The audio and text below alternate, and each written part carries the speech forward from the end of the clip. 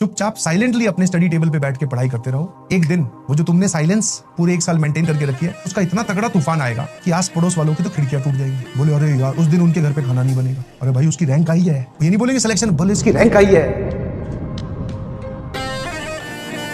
बाकी सब लोग अपने हॉलीडेज में ये जो सैटरडे संडे ऑफ होता है इसको इतने प्यार से यूटिलाइज नहीं करते हैं। तो अगर तुम इसको ढंग से यूटिलाइज करके तो तुम बहुत सारी जनता से तो वैसे ही आगे। मेरे ख्याल से मेरी बात का मतलब समझते हो। ये बात अंधेरे में रहकर इसलिए बोल रहा हूँ क्योंकि ये बात मैं सिर्फ कुछ सेगमेंट ऑफ द स्टूडेंट्स को बोल रहा हूँ। कंपटीशन आपका एक्चुअल में नंबर्स में ज्यादा आपको जरूर दिखाई दे रहा होगा। आपने ये बात जरूर सुनी होगी कि 14 लाख बच्चे प्रिपरेशन कर रहे हैं, 14 लाख बच्चों ने इस बार पेपर दिया जेईई मेंस का। आपका जो भी दोस्त है वो प्रिपरेशन कर रहा है। कंपटीशन नंबर में जरूर बड़ा है, बट अगर आप एक्चुअल इन डेप्थ जाओगे रियल कंपटीशन तो वो ज्यादा है ही नहीं। आपका उस मेन दिन बाकी लोग तो मतलब बोलते हैं ना खोखले लोग होंगे जिनसे आपकी भिड़ंत होगी, कुछ ही सॉलिड लोग होंगे जिनसे आपको फाइट करनी है, जिनसे आपको लड़ाई करनी है। ऐसा वर्ड मैं क्यों यूज कर रहा हूं? बिकॉज हर कोई इस प्रिपरेशन को झेल नहीं सकता, हर कोई इस प्रिपरेशन में अपने आप को झोंक नहीं सकता। बहुत सारे लोगों के बहाने आने बनने स्टार्ट हो गए हैं, बहुत सारे लोगों के कारण बीच में आने स्टार्ट हो गए हैं। कुछ को स्कूल परेशान कर रहा है, कुछ को घर वाले परेशान कर रहे हैं, कुछ को डिस्ट्रैक्शन ने घेर लिया है। इसका मतलब सब जनता हट रही है। जो बैठे भी हैं अभी भी, मान लो कंप्यूटर के आगे भी और सिर्फ नोट्स बना रहे हैं, प्रैक्टिस नहीं कर रहे हैं, तो उनका भी हालत खराब है भाई। वो उन बाकियों से अच्छे हैं, बट अगर आप प्रैक्टिस भी कर रहे हो तो आप सबसे अच्छे हो। तो एक्चुअल में आपकी जो भिड़ंत है वो बहुत ही नॉमिनल लोगों से होगी, और उस भिड़ंत को स्ट्रॉन्ग करने के लिए ताकि आपसे कोई भिड़े और वो तहस नहस हो जाए, तो उसके लिए भैया एक ही तरीका है, दैट इज बाकी लोग अपने आप साइड हो जाएंगे अगर आप प्रैक्टिस में रहते हैं। और प्रैक्टिस में रहने का तरीका एक सिंपल सा रूल है, दैट इज डेली पाओ डेली निपटाओ। ऑल्दो वैसे तो आपको सोशल मीडिया से पता चली जाएगा, बट हाँ, all India rank 107, 200, all India rank 200, 263, 269, 283, 299, 467, 471, 506 और 692, 471 बता दिया शायद मैंने। ये कुछ रिजल्ट्स हैं जो टॉप रैंक्स हैं। ऑल्दो अभी और भी रिजल्ट काउंट हो रहा है। डबल डिजिट में अभी कोई सामने नहीं आया, ये नहीं बोलूंगा कि रैंक नहीं आई, अभी कोई सामने नहीं आया, ठीक है,